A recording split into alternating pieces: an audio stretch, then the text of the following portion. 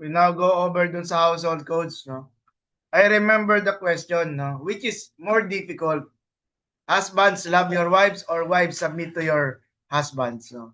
Which is more difficult daw, yung sinasabing battle of the sexes, no? At ako, masasabi ko, husbands love your wives, mas mahirap.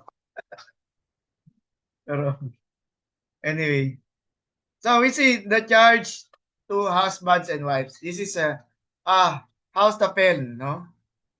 Meaning house table, a social code that concerns relationships within the Christian household. For other examples in the New Testament, see Colossians 3, and then including yung 1 Timothy 2, Titus 2, and then 1 Peter 2. This likely stem broadly from the Hellenistic background and specifically from Hellenistic Jewish writers like Philo and Josephus. In Judaism, women and wives did not have a public presence, but were bound to the duties of home and family. Girls tended to wed quite young in arranged marriages. Pinagkasundo. As an example, Mary was probably between 12 and 14 years of age when she bore Jesus. They had limited educations with training done by their mothers. There was considerable debate in Paul's day about whether girls should be allowed to learn Torah, but most of the rabbis said no.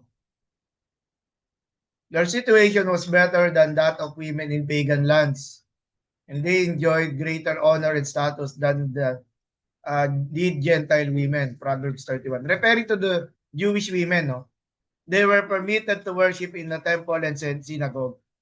And there is some evidence that they were even allowed at times to read Torah, mostly in areas removed from Judea.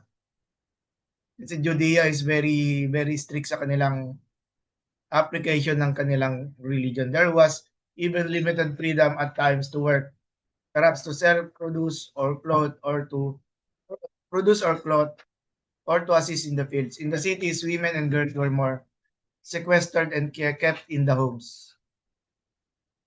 Roman women were more highly esteemed and allowed freedom, but they were still under the protection and control of men.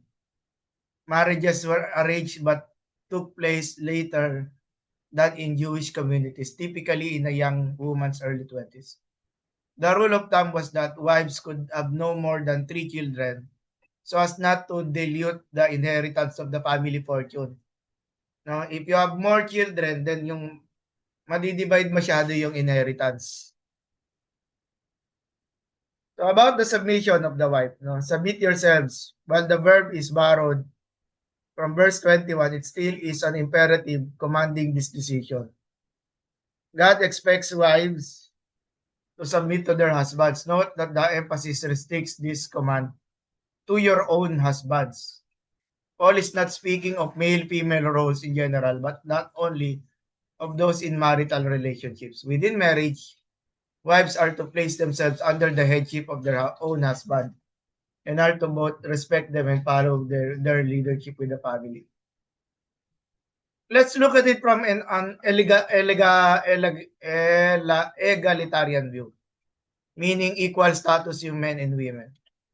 There is a difference of opinion as to whether this should be understood from an egalitarian perspective, advocating the complete equality of husband and wife, or the complementarian, each accepting their God-given role, with the husband as head of the family. Egalitarians believe that the command here to submit should be understood with the larger framework of Galatians 3:28, where there is neither male nor female, neither slave nor free, Gentile nor Jew nor Gentile. Since Christ has removed the effects of the fall, men and women in the view are completely equal, both before God and within marriage. Again, that's the egalitarian view. The wife is to submit to her husband as to the Lord. This means not only that she is to submit to him in the same way she does to the Lord, but that her submission to her husband is part of her submission to the Lord. As throughout the letter, Lord refers here to the Lordship of Christ as to a refusal to acquiesce constitutes rebellion against him. Christ not only provides the model for submission, but is the one mandating it.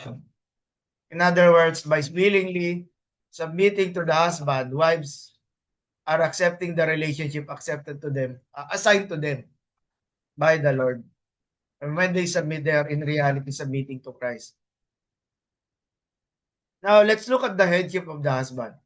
Paul's stated reason for submission is that Christ has appointed the husband to be the head of the wife. He deduces this from the Christ-church relationship, stated earlier in 122 and 415 that Christ is the head of the body. All Christian relationships stem from the concept of the new creation and the new humanity Christ has instituted. But Christ's view of headship always much broader than mere authority. In his own service as head of the body, the church, he strengthens, builds up, watches over, sustains, and in every way functions for its good. So husbands are required by Scripture to serve their wives with a heart attitude of sacrificial love. So they dare not misuse their authority. This means that the wife is not to show blind submission or indiscriminately obey just anything a capricious husband might command. This is one area in which the analogy of the headship of Christ breaks down somewhat. When a husband abuses his wife or demands from her actions that go against God's will, the wife must not submit. No? Kasi the wife is being pushed to do what is against the will of God. The headship of Christ is still the model for the headship of the husband, provided he consistently acts for the good of his wife. In Ephesians, the stress has not been so much on Christ's sovereignty, Christ's control as head as it's been on the atoning, in order that the members of the body might be redeemed for God. The emphasis is on service.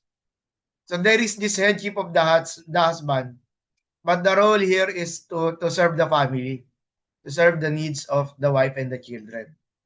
What Christ has done for the church, rather than on what the church can do for him. Yung yung tinatawag na blind obedience na despotic type of submission, which is improper.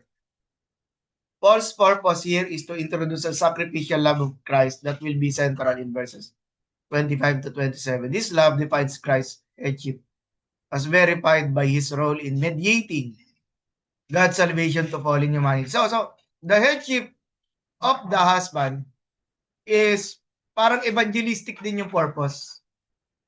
In order for the people around them to see how the message of Christ can be emulated in the household. In contrast to the use of violence, in contrast to the use of verbal abuse and disrespectful language in the home, di ba? The result of Christ's saving work is that the church as his body submits to Christ. In every way and in every moment, for the rest of their lives, believers are to follow and submit to Christ.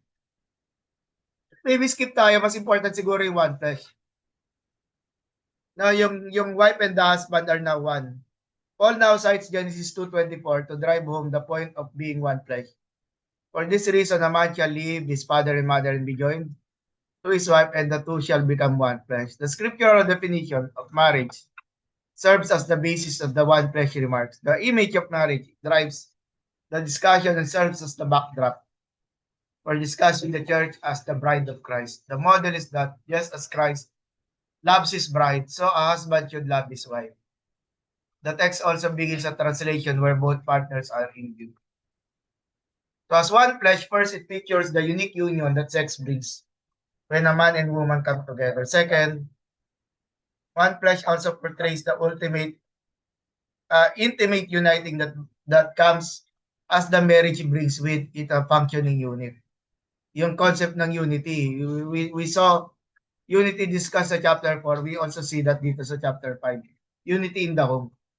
Third, the text also shows how marriage biblically defines a man and a woman. The text in Genesis established this. Jesus affirms it, and Paul also acknowledges in it. In fact, the family is the core of unit of creation. About to end this section, the new element in the summary is the call to wives to respect their husband. The phrase respect translates the verb phobeo. Yung ano no, yung from the word phobos, yung phobia, di ba? Phobia. It refers to a profound respect or regard for someone, and it's the verb used in the Septuagint in the statement that the beginning of wisdom is the fear of the Lord. This is about communicating honor to someone and includes an element of deference. So respect could be too soft on an idea. One thing that is not meant is terror. It's commonly associated with the English term fear. So one could translate the term as reverential respect to show the element of deference. The deference is in part tied to the role of the husband as in the family as parallel with that of the church to Christ. In the passage, this deference is given in a context where self-sacrificial love is also urge of the husband and the model of Christ. So the ideal is not in the context of a power play, but of mutual regard for each other's needs. So ayun po, I hope nakatulong.